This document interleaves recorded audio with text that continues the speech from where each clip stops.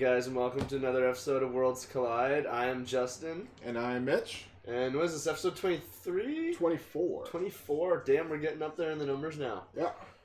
So next week, who do we got? Next week, we got the first character I ever collected Marvel Comics for, which was Morbius the Living Vampire. Ooh, that's an exciting one. Yeah. It'll branch off our supernatural side of things. Yeah, our Halloween themed. Yes, indeed. It'll fit the theme nicely. You get out of here. Okay, lay down, bud. Alright, this is Kirby. He's going to be joining us on the show today. And so, yes, today we're doing Scarecrow. Yeah, today's episode is on the Master of Fear, Scarecrow. Now, he's been around for a while. Yeah, absolutely. Batman villain, for those who don't know. Yeah. Why don't you kind of give us a rundown on today's kind of script? So, yeah, we're going to try something a little bit more structured today. So, today, we're just going to be talking about... First, we're going to cover who is Scarecrow, his origins, where did he start off, and changes they've done for him throughout the years. And then from there, we're going to talk about his appearances in movies and TV shows and video games. And then we'll wrap it up by talking about some notable stories. Maybe they'll give us a preview of what we could expect in the future in other movies and TV shows. Awesome. So to start off with, Scarecrow is actually a lot older than I originally thought. I thought he was a much newer, relative newer Batman villain, but no. His first appearance was actually in World's Finest, number 3 in 1941. Yes. He's been around for quite some time. 80 years almost? Yeah. So, he was one of... They didn't do his background story right away, did they? No, much later. As a matter of fact, when he first appeared in World's Finest, he only made 2 appearances. Yeah. And then he disappeared until they revitalized him in 1967. Because when he first appeared, he was kind of the guy around Gotham putting fear into the streets. Yeah. Matter of fact, the fear toxin didn't get introduced until his revitalization in 1967. Originally, he didn't even have a fear toxin. No, and even when he actually used it, it had been invented and used by someone before him. Yeah. So that's another kind of Easter egg in there. Yeah, that's interesting. Yeah. So his origin in the comics was... When he was a child, he was abused. He always had a fascination with fear. From childhood and his adolescence, he had an infatuation with fear, his fascination with fear, because he was bullied all the time. Well, I think it went beyond the bullying. It went to his grandmother, too. Yes. She kind of tricked him. Because for years, she punished him in this way. Yeah. And he never knew why. Now, the way that she punished him, why don't you elaborate on that? Well, actually, I'm going to get you to talk a little bit more about that. Oh, so you don't know about that part? I read a little bit about it, but I didn't actually focus on it. Okay, so, yes, he was bullied in school, because he was a brain, and he was kind of he just looked different. Well, he was bullied because, first of all, his name is Jonathan Crane. Yes. And he was bullied because his physical appearance appeared a lot like Ichabod Crane from the Sleepy Hollow stories. Very gaunt, very skeletal, and tall, slender, lanky guy. Yeah. But just odd looking. Yeah. So when he would get home, his grandmother, whenever he would get in trouble, she would trap him in this room. It would be like a church room. And there'd be crows in there, and the crows would attack him, and she'd lock him in there to be attacked and haunted and, pecked at by the crows for hours. And he would do this for years, and then finally Jonathan caught his grandmother stuffing the lining of his clothes with some kind of birdseed, some kind of feed. And then all of a sudden he understood why they were drawn to him in this room, why they wouldn't leave him alone, why they just attacked him with such fury. She had been planting the seed inside the linings of his clothes, stuffing him like a scarecrow. That's interesting. Uh-huh.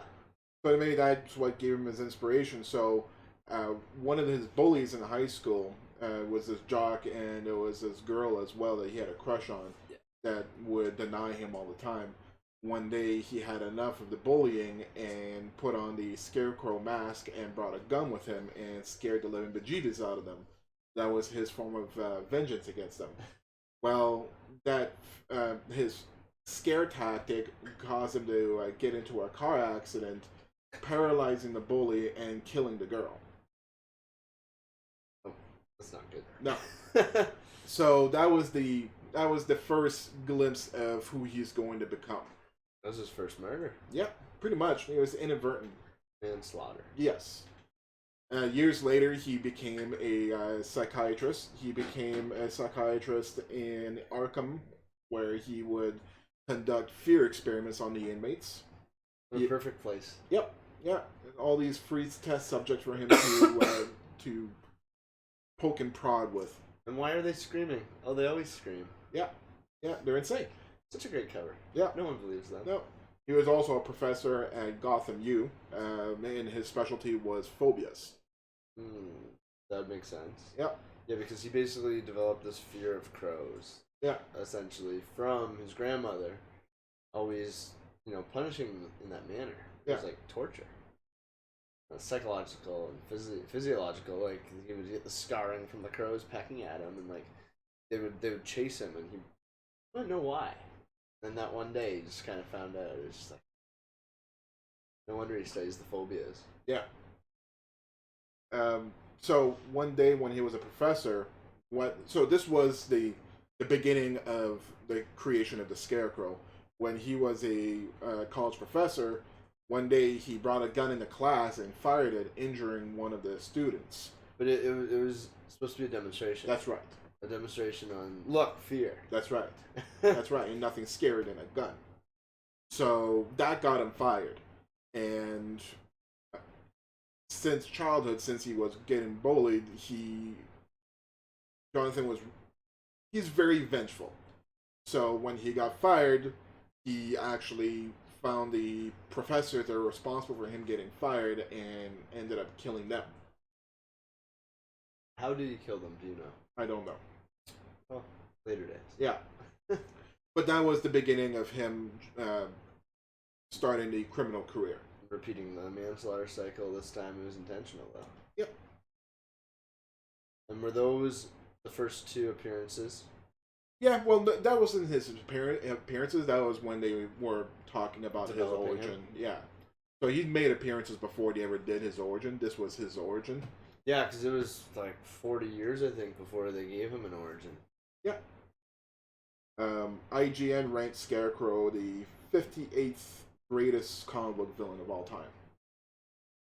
How many are there on him? I think it's out of 100. Okay. So 50 out of 100? That's not bad. Yeah. He made it about the halfway list. Yeah. And that's not bad for a guy with no real powers. No. Right? He just uses fear. Yeah. Just in the sense that Batman uses. That's right. Well, no. Batman uses fear through intimidation. Scarecrow uses fear using drugs. Various forms of drugs. So he uses gas form, liquid form. It wasn't always drugs, right? Because like you said, it started with just a man with a gun. That's right. So initially, but he kind of developed over the years. Yeah. Each recasting of him, each new rendition, a toxin, then an injection, a drug. Yeah. Right?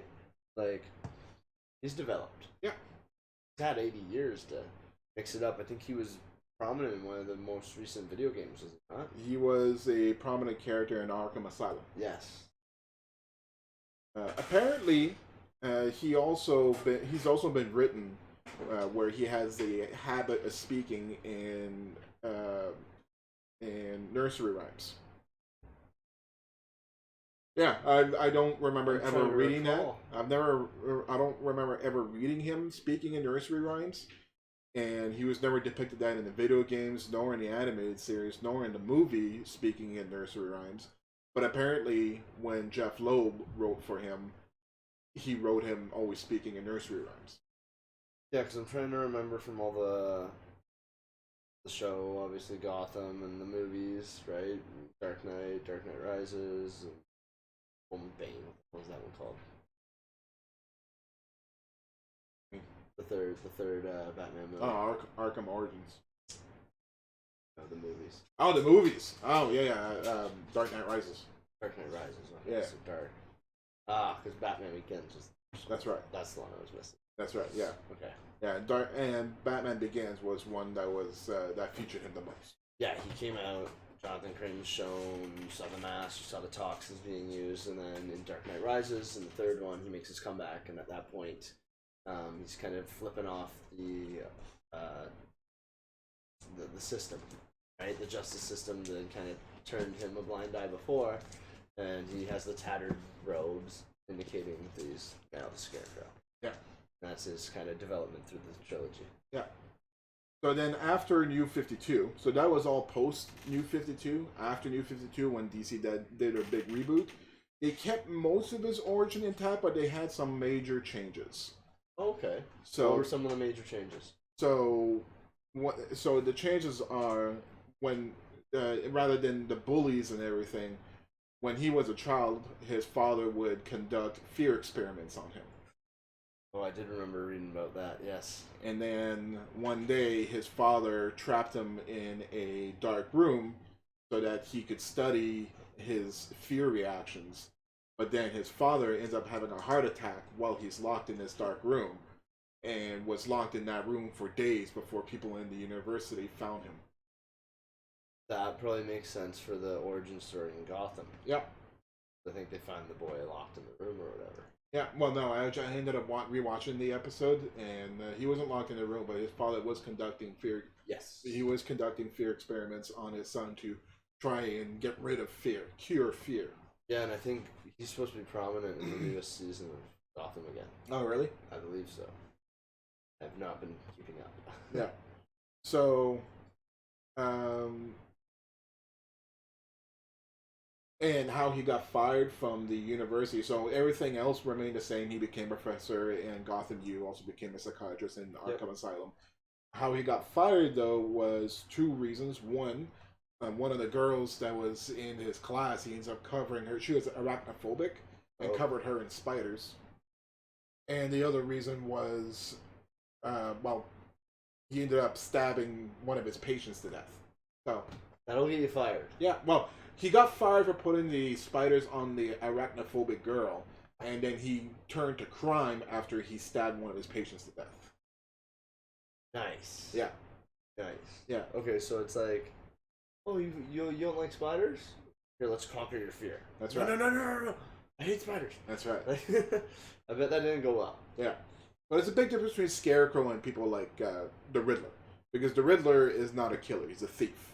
A lot of Batman's villains aren't real killers. They're just thieves or they have other motivations. But Scarecrow's a killer. Yeah, they just want their moment of fame. Yeah. They just want to be valued. Yeah. Respected. Yeah. But yes, Scarecrow's a fucking lid. Yeah. So speaking of which, we already jumped into some of his appearances. So yeah, he was portrayed in Gotham, first season of Gotham. And I ended up just rewatching that episode just today. And yeah, so his father is obsessed with fear because his wife ends up dying in a fire, and he was too paralyzed by fear to save her. So his life mission became to cure fear by injecting fear in himself. And then eventually he did end up curing fear he had no more fear in him. So he wanted to cure his son, Jonathan Crane, of fear. So he injected him with that fear toxin that he had created. Do you know if the end result did cure Jonathan of fear too? Oh, I don't know. But the last time you see him was in the hospital, and he was having nightmares of a scarecrow because when he got injected by the fear toxin, there was a big scary scarecrow. Using the patch, yeah, the pumpkin patch. Yeah.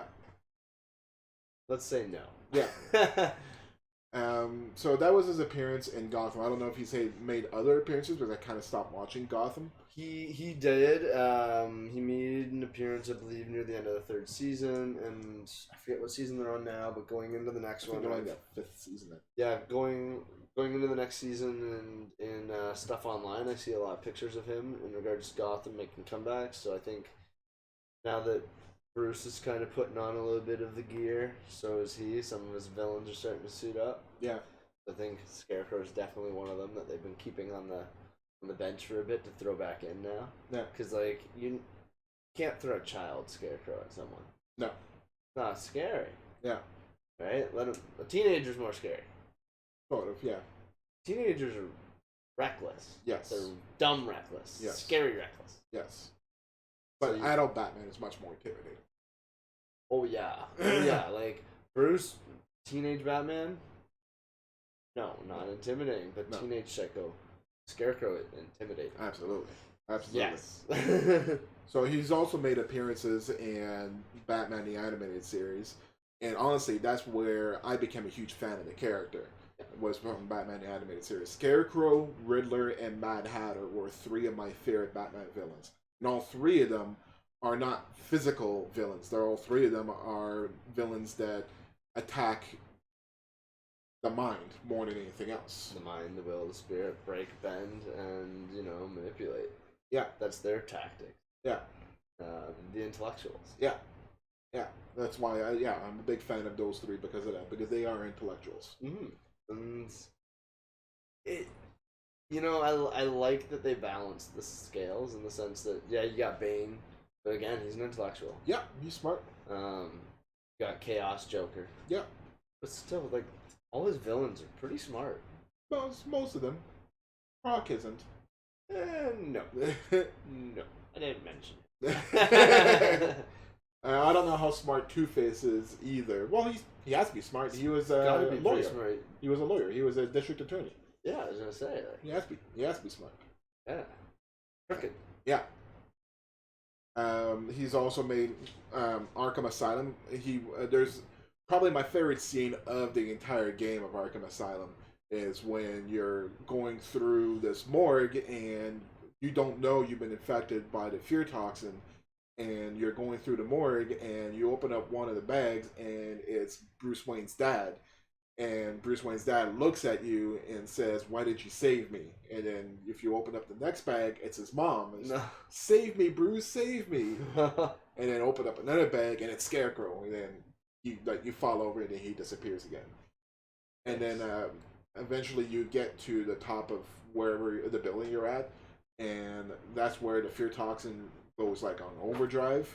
So you see this big, gigantic, 50-foot tall Scarecrow standing there with these big, like, traffic lights coming out of his eyes and scanning. So, and the goal of the stage is for you to avoid Scarecrow's gaze. If he sees you once, you're insta-dead. And I love the design in Arkham as well, because he's got these this glove with needles. Yeah, little injectors. Yeah. Almost like a shitty Wolverine claw. Yeah. As a matter of fact, I find it kind of reminds me of Freddy. Yes. Way more Nightmare on Elm Street. Yeah. In the sense that it straps in like a glove.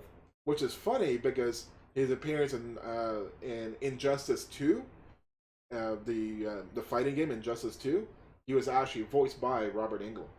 No. Yeah. The original Nightmare on Elm Street Freddy Krueger. Yeah. That's awesome. Yeah. That's pretty cool. Yeah. Kind of fitting, right? Yeah, of course. Yeah. Master of Fear. Yeah. And it was portrayed by Cillian Murphy in the Dark Knight series. Okay. Which I'm a big fan of Cillian Murphy. He did a great job playing Scarecrow in those. Yes, he did. I did like that actor. Yeah. Very kind of playful. Playful with his intellect and his cunning. Yeah. Good actor. Yeah.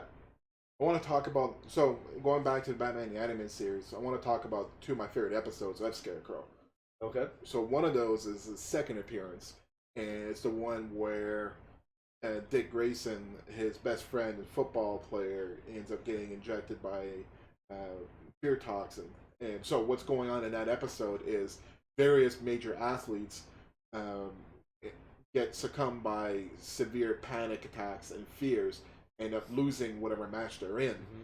And Scarecrow is making money betting on the opposing team. So he's fixing each one of these games to win big money. Making panic attacks Yeah. to rig sporting events. Yeah, he would come by to their dressing room disguised with a telegram, and the telegram is coated with his fear toxin in a powder form. They touch it, they read it, and they Yeah. absorb And it. the reason why I liked it so much because Dick also gets infected by the fear toxin because he was in the room with his friend, and there's a scene where he's trying to travel from rooftop to rooftop, and he gets paralyzed by fear of heights. This is Dick Grayson, who grew up on a high wire. A high wire. Yeah. He was Tightrope walker and acrobat, right? exactly. He's never had a fear of heights. The So hell? yeah, exactly. So that was a really interesting episode. Well, like fear's a great weapon. Yeah. You know, it just makes you doubt. Yeah. Everything that you know and you act on like is instinctual. You now hesitate. Yeah. You're like, well, do I want to do that? And it's like you just got to jump. Yeah. Right. And then once he realizes, okay, this isn't me. This is just the fear toxin. Yeah. That's how you can overcome it. But until you realize that the fear toxin's involved, like it's hard to fight. Yeah. And it's funny because I ended up watching 3 episodes of Scarecrow from the animated series today, and each episode he's looked different. So his first appearance, he's just wearing a Scarecrow mask, kind of looks like Scarecrow from Wizard of Oz. Very skinny, very lanky, Yeah. and very small. So the second episode, he seems a little bit taller, a little bit bigger shoulders, and now he's got the hat with like the straw hair coming out, Huh. and his teeth are kind of all mangled and fucked. And then his third appearance, he's much larger. He's like 6'8" at this point, and much bulkier as well. And his face is more monstrous looking. Do you know about that? Yes, I do. We'll get to that. We'll get to that. So the second episode is the one where he looks all monstrous and everything. And funny you mentioned that about fear, because this one, instead of inducing fear in people, he developed a drug that removed all fear. So there's this one guy who is jumping from rooftop to rooftop. He's hanging off wires and everything, and he has no fear of death or anything like that. He ends up almost killing Batman trying to save him because he, like, whatever, I'll fall. So be it, kind of thing. Yeah. And then Batman gets infected by the anti-fear toxin. And with Batman without any fear, that means he has no fear of killing people, no fear of hurting people. So Batman becomes lethal. No holding back. Gloves are off. Yeah. That's scary. Yeah. So Tim Drake. So the second episode, it's with Dick Grayson as Robin. Okay. This one here is with Tim Drake as Robin. Okay. And Tim ends up having to take out Batman, because he knew that Batman will kill Scarecrow in the condition that he's in. He went full Universal Soldier on him. Yeah. So Tim's like, I've got this. You can't do this. And he went after Scarecrow by himself. He ends up getting stopped, and Batman ends up catching up to them and almost kills Scarecrow. But then Tim gets the antidote to the anti-fear toxin and sprays Batman just in time to stop it from killing the Scarecrow. Beats him bloody, but holds back that killing blow. Yeah. All right. Yeah. That'll teach you. Yeah. So I don't know why. Why would he want to take fear away from Batman? Like, he didn't think that. Well, because he didn't know he was Batman, because he was as Bruce Wayne in a disguise, which, by the way, Bruce Wayne is about as good as disguise as Superman is, because his disguise was he was wearing this like French mustache. That was his disguise. Not like you're the richest person in Gotham City and you're built like a shit brick house. Nobody's gonna fucking recognize you because you put a mustache on. Totally different guy. Anyways, he ends up sneaking into Scarecrow's lair and tries to get to the toxins, and then that's when Scarecrow gets him with the toxin. Oh. Yeah, so he didn't know it was Batman. Oh, fuck. Yeah. Oops. Yeah. Oops. Yeah. So, going on to some notable stories of Scarecrow. Okay. Alright? So, one of those was called In Terror.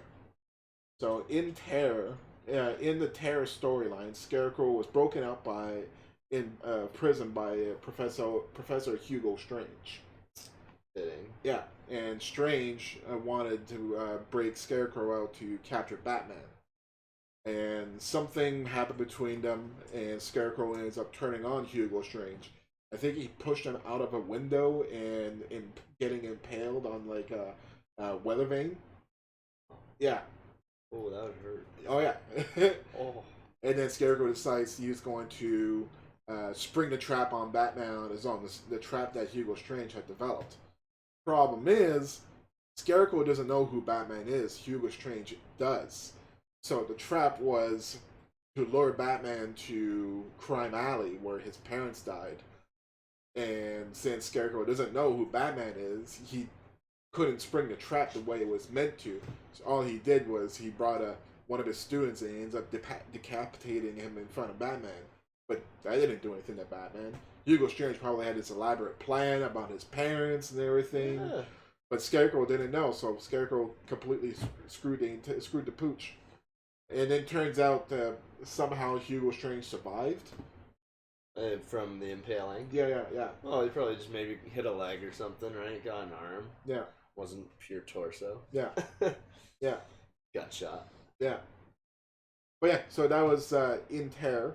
Well, that just leads a bunch of questions now. I'm like, I want to know Hugo's original plan, right? Yeah, exactly. So they don't elaborate on that at all, do they? No. Ah, fucking Scarecrow. Yeah. He is one of those villains, though, that just kind of, like, jumps the gun. Yes. He's a bit of a loose cannon. Yes. Matter of fact, there's another time where he was teaming up with the Joker and tries to use his fear toxin on... So he ends up turning on Joker, trying to use his fear toxin on Joker. But Joker has an immunity to toxins, so it didn't work on him. And then Joker proceeded to beating Scarecrow senseless with a chair.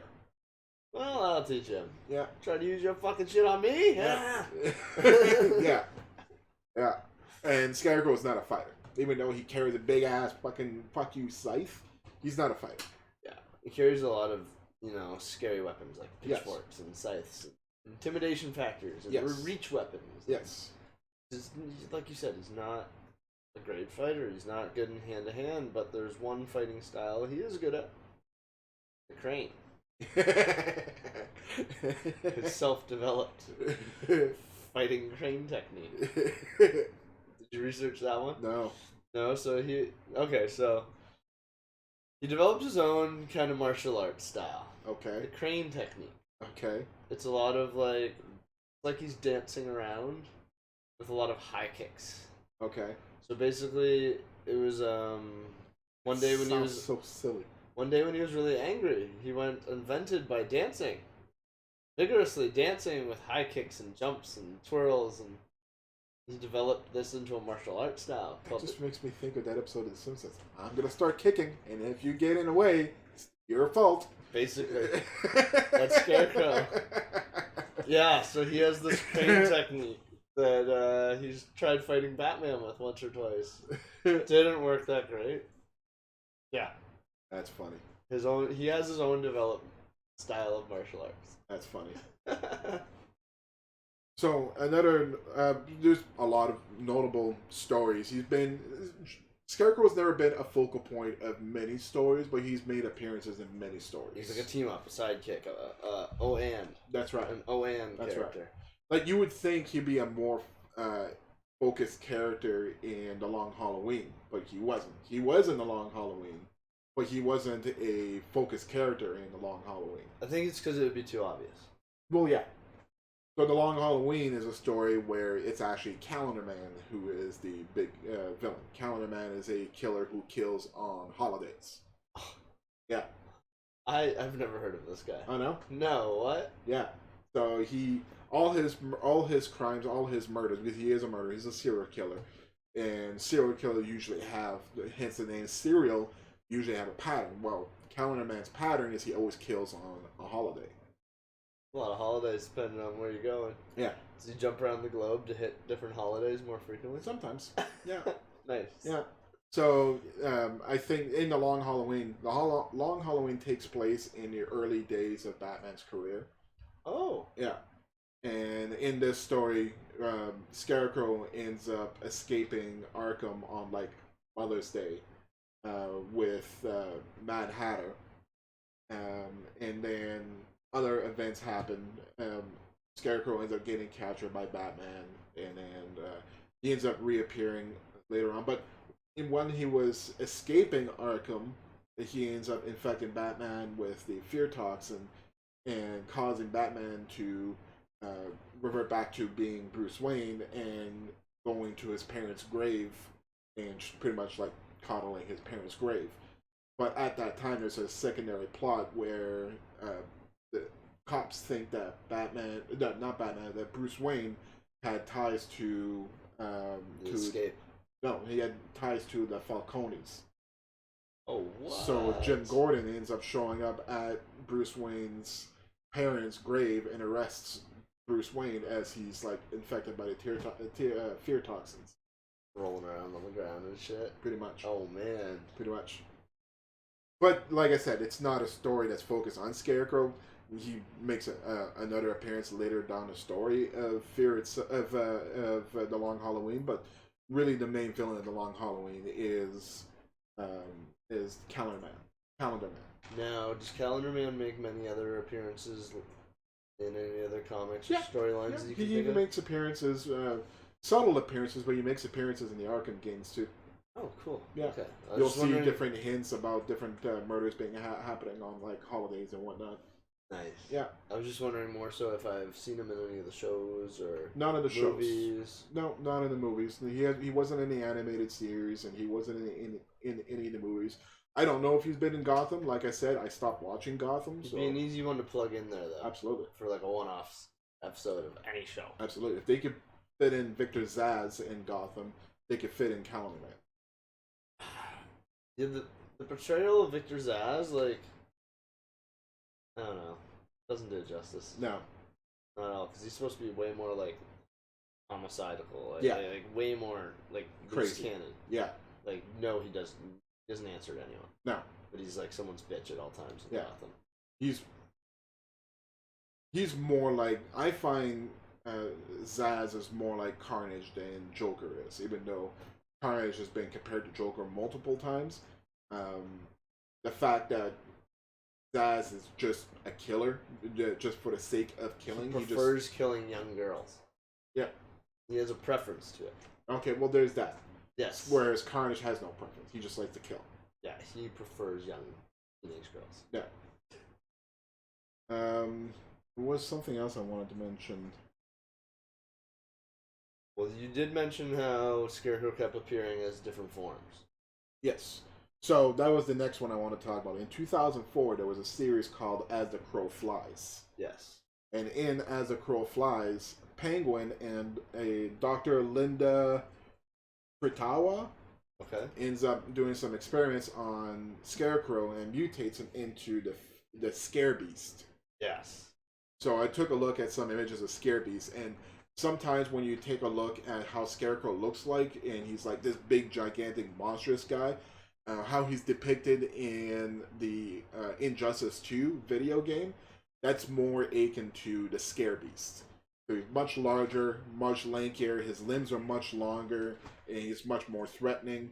As a matter of fact, in As the Crow Flies, when he got mutated to as a Scare Beast, Penguin used him as a means of taking care of his underlings, like disciplining his underlings. If you piss out the Penguin, you get the Scare Beast. And then it's funny with the Scare Beast. At first, it was that was his new form. Yes. And then he reverted back. Yeah. And he later learned how to switch. Between the two. Yeah. Between the two forms. Yeah. But I don't know if he still has that, because I think he's Not only sure. done it like once or twice, and then the rest of his appearances they never show the Scare Beast. Yeah, it's kind of like, okay, that's too strong. Let's put that away. Yeah. Well, it's not what. Once again, just like my complaint about Riddler and the animated Hush, I didn't need a Riddler who could go toe to toe with Batman. I don't need a Scarecrow that could maul and destroy people. Stay in your lane. Yeah, yeah. You're an intellectual villain. That's what makes you good. Do what you're good at. That's what makes you an awesome, intriguing, interesting character. Yeah. It's like, then you're just a Bane. Yeah. And you're just a copycat. Yeah. Like, okay, cool. We saw it once or twice, but don't make it a permanent thing. No. Once or twice is cool. Yeah. So yeah, I'm on board with that. So there's also I didn't write it down because there wasn't enough to talk about it, but I read enough to remember it. There was also quite obviously they had to do this during Blackest Night. During the Blackest Night series, they had we're gonna cover um, the spectrums of the lanterns in a later episode when we'll talk about the Green Lanterns. Whole damn rainbow. Yeah, there's so much material to cover, so I don't know how we'll cover it, but we will talk about them in colors. Well, yeah, but in the Blackest Night, um, one of the Sinestral rings, one of the Yellow Lantern rings, ends up finding its way to the Scarecrow. No way. Obviously, he's the master of fear. There's nobody better at inducing fear in others than Scarecrow. Awesome. And the Yellow Lanterns is so the Green Lantern is the ring of willpower. Yeah. And the Yellow Lantern is a lantern of fear. Okay, so yeah, holy shit, Scarecrow's perfect. Yeah. Yeah, but he wasn't a Yellow Lantern for very long, but he became addicted. Very much so. So after he lost the ring, he, just like Lex Luthor was addicted to the Orange Lantern ring, the ring of hubris and greed, Scarecrow was addicted to the Yellow Lantern ring. He wanted it back because he's been exposed to fear so much that your run-of-the-mill fear, even his own fear toxin, doesn't do anything for him anymore. And the fear that he induces in people doesn't do anything for him anymore. Doesn't thrill him anymore. But what he can do with that Yellow Lantern ring, that is next level fear shit that he can do. So he wanted that back. He wanted that feeling back. He became addicted to causing fear in the people and consuming fear. That's like on a whole new level. Yeah, yeah, it created a whole new monster out of him. And then one day he did end up getting that ring back, but he ends up getting defeated by the Green Lanterns. There's like a one-shot story kind of thing. Well, it's like you mentioned Lex, right? Any human, any mortal with a power ring, yeah, is gonna be addicted to that thing like crack. Yeah, like one hit, they're done. Yeah, yeah. Well, the Orange Lantern ring is the lantern of greed. So the very nature of that ring is One more. Yeah. There is. I want 2 rings.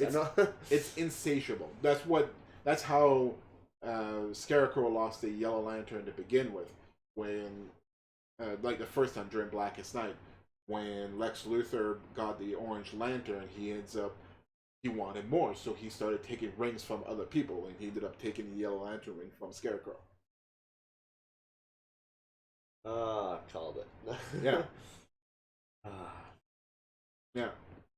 But as we were talking earlier before we started airing, there's not much to talk about Scarecrow, so that really covers everything that I had written down for Scarecrow. Pretty much, yeah. I knew this was going to be a shorter episode, so that's why I was okay to talk to some of the other characters. Yeah. I guess we can do a little vote, I suppose, for the month of November. Yeah, and see if there's a theme that people want. Yeah, maybe. Okay, guys. So for the month of November, is there any characters, events, or comics in particular? They don't have to be Marvel or DC that you would want us to dissect and talk about, discuss in detail. You guys can ask any questions that you have. Just kind of give us your vote. Let us know. If you want us to cover anime, if you want us to cover a series of comics, you want us to cover Spawn, you want us to cover other characters from other comic worlds other than DC or Marvel. We could go Dark Horse. Yeah. We could go Sin City. We could go Archie Comics. Like, you guys got options. Yeah. Let us know who your favorite characters are, or particular, events that you big fans of. Mm-hmm. We can try and do a breakdown of them as long as they're not too complicated or too convoluted there. We'll do our best. We'll take a shot at it. So you guys let us know who you want to hear about, and we'll kind of take it from there for the month of November. Yeah. Like we said, we got Morbius next week. Yep. Morbius the Living Vampire. Followed by John Constantine. That's right. And my buddy Alex actually has the the first run of the Hellblazer series, which was John Constantine's series. He's gonna lend that to me. Awesome. Yeah. Awesome. Have you seen the the Constantine Show series? No, I'm gonna watch it before we do that episode because Yeah. I am caught up on all my shows, so I need something else to binge watch. So I can binge watch that. I'm probably ready for it too now. So good. We'll be on par for that now. Yeah. Have you seen Keanu's version? Oh yeah. Of course. Yeah. We'll talk about Keanu. Too. Yeah. And I've gotten a lot of exposure to the Constantine from the Constantine show. I got a lot of exposure from him in Legends of Tomorrow. Yeah, they did premiere him in what, season 1, 2? Season 2 or 3. 2 and 3. Yeah, they're going on season 4, 5. I fell off that show. Oh really? Yeah. I'm still watching it. It's not playing right now. I think it's gonna come back in December or something like that. Yeah, I think everything's making its comeback right now. Yeah. Season of Supergirl just got released on the Netflix. Yeah, I'm watching Supergirl. I'm watching Batwoman. Flash is back. I'm watching Flash. So we got some stuff to talk about here. Yeah. So that's another one. If you guys want us to do an episode on Supernatural, I could definitely do that. yeah, I'm middle of season 15 here. Yeah. So I know my Supernatural. Yeah. Great show. Yeah. Great show. So I think that probably wraps up today's episode. Yeah. Sorry for it being a little shorter. Thanks for tuning in here, guys. Again, I'm Justin. And I'm Mitch. And this is NRD Forge's Worlds Collide. Thanks for viewing. We'll see you next week. Cheers.